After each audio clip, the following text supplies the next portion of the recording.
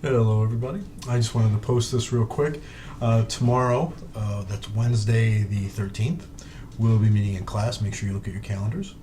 I am working through my grading and should be all finished with that tomorrow. If you do not have a grade for your first two posts and your first two Pinterest entries, email me. Maybe I missed it. Remember, you need to post the introduction post. Has to be done. Then you can choose 6 out of the remaining posts to do. Pinterest every week. Okay? Pinterest every week. I am going to change it where you only have to pin one thing every week. Okay? I'll mention that in class, but you only have to pin one thing in every week, but it has to be every week. Some people are missing that, missing some pins. So look and see if you don't have a grade and you have pinned, email me. There's a lot of pins in there, and sometimes it's easy for them to miss it. So there's that. We'll talk about that tomorrow. Or today if you're just watching this. The power of the computer, the internet. What I'd like to do is take a look at this little graphic. Tomorrow we'll be talking about e-books, e-textbooks. We'll be talking about different types of electronic media, how it's affecting things. This is something that's very interesting to me. I'm a big comic book collector, and I love to read, and so I'm always curious to see what everyone's ideas on this are. I found this quick little infographic I thought was interesting. We can just look at it right now, and then we'll be going over more of the stuff tomorrow. Do you always buy the required textbook? No, 70%, 76%. I used to have a lot of students, or have a lot of students, a lot of times who will actually find it somewhere on the Ethernet of the internet and download it. I'm assuming illegally.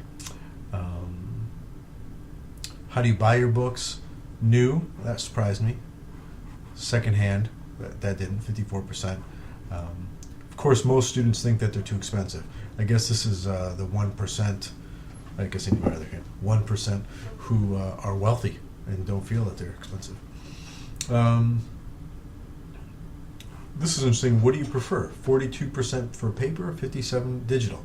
Now this infographic, I don't know how, I've seen other infographics that it goes the other way, or it's close. It all depends, data, what you look at. But these are some things we want to talk about. Like, why would you prefer one to the other? Paper, they say it's easier on the eyes. I've read a Kindle, it's pretty easy on the eyes, and I can make the fonts bigger, which I need. My arm isn't getting long enough to hold it out.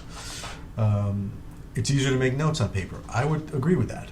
I am a big note taker. I've got a pad right here that I write on during the day. I could make digital notes. I also do. I use a program called Wunderlist for that, but I also make some paper notes. Why digital? It's easier to carry. I totally agree. When I travel, I bring a Kindle. This way I don't have a bunch of books with me. One little tiny thin thing, 1,000 books. Who doesn't have 1,000? Again, I think that they're much easier to read because I can make the font bigger. And they're cheaper a lot of times. So these are some of the things we're going to be talking about. Read through that assignment. I tweaked it up a little bit. I changed it. Also, we'll talk a little bit about some changes I made to the syllabus, the schedule for the next few weeks, and into the future. We'll be doing some really fun things in class tomorrow, and I hope to see you there. And I should, because guess what? You have class tomorrow, so be there. All right, I'll see you tomorrow, or today. Or if you missed both things and you're watching this on Thursday, why weren't you in class? I should have saw you yesterday.